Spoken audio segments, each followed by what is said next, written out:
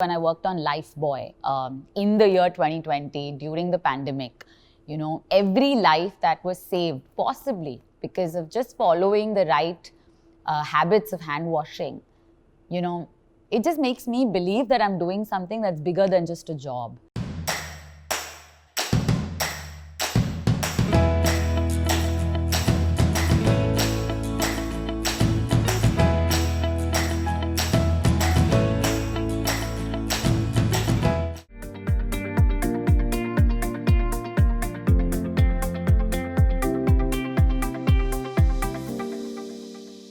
I actually entered IIM Bangalore thinking that I want to work in finance, only to realize that my real interest actually stayed in marketing. And one of the first companies, obviously, that anyone gets an interaction or an exposure to is HUL. And of course, there were many other excellent marketing companies also on board. So definitely for a fresher who's entering B school for the first time, it was an intimidating yet a very, very knowledgeable process.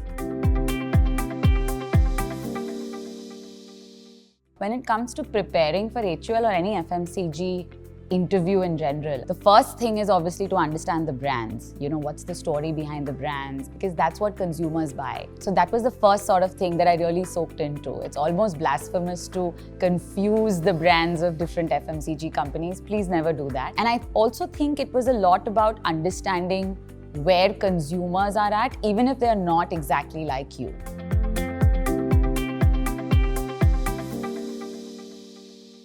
Obviously, any FMCG company that you join, you typically spend a year as a management trainee where you're exposed to different parts of the business, So I started off with a sales stint, which lasted about 4.5 months. Then I did brands, I did customer marketing. In HUL, we also have a rural stint where you spend a month, living in a villager's home, just appreciating the kind of things that they actually deal with on a daily basis. And then I also had an international stint. So I think each stint just gives you exposure to different parts of the business. That's the most important foundation that you need to have in order to have a successful career in an FMCG, especially at HUL.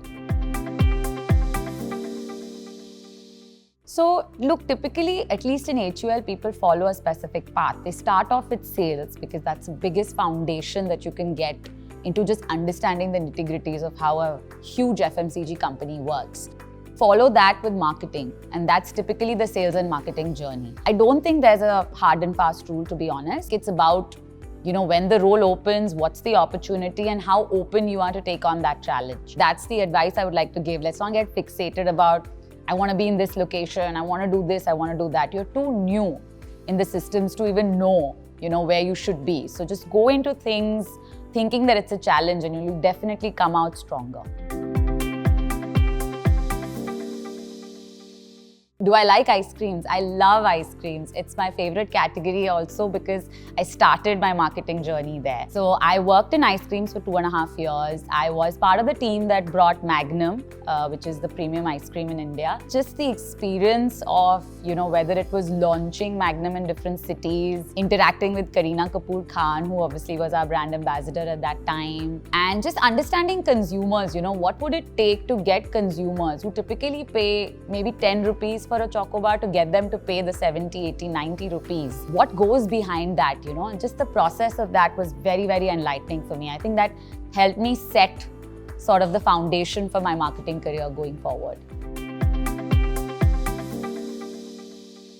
I've really thought about this question, why do I come to work every day? It's because at some level, I genuinely believe that I'm making a difference in consumers' lives.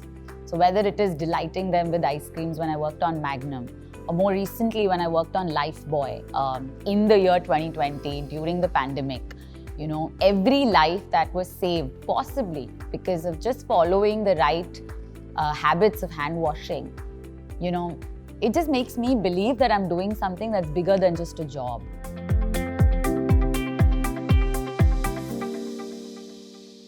The first thing that you need when you're joining a place like HUL is you must be ready to get your hands dirty. I don't think that just a superficial understanding of things is going to, get you anywhere.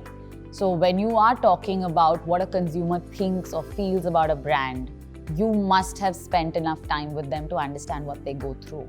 When you are talking about, or rather trying to solve a retailer's pain points, you must have spent time with them. It's very critical to just be very detail oriented despite the expanse of what HUL has to offer.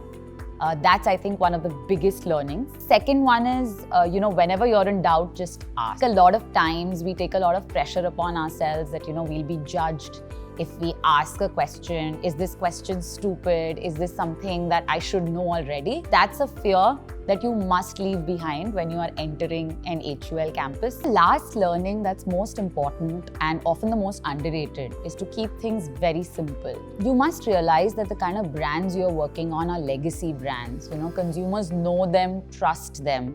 You don't have to try and complicate things. The minute you start complicating things, you will lose consumers because they will just not understand what you're trying to do. Even when you're making a presentation to, a senior stakeholder, remember, they're not looking for jargons. They're not looking for complicated, data analysis. They're really looking for a very simple understanding or even a problem definition, because often getting that right is, the most critical. The solutions often follow. So yeah, that would be the advice, the 3 things that you need to have in order to be successful at HUL.